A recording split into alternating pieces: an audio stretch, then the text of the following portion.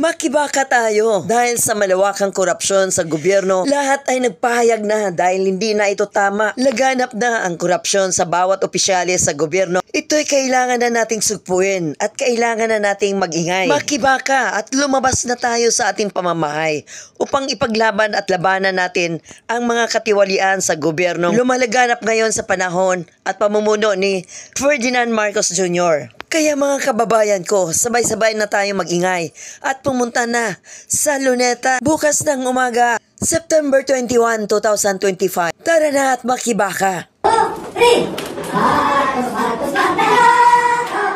Marcos, Marcos, Magnanakaw! Marcos, Marcos, Magnanakaw! Magnanakaw si Marcos! Marcos, Marcos, Magnanakaw!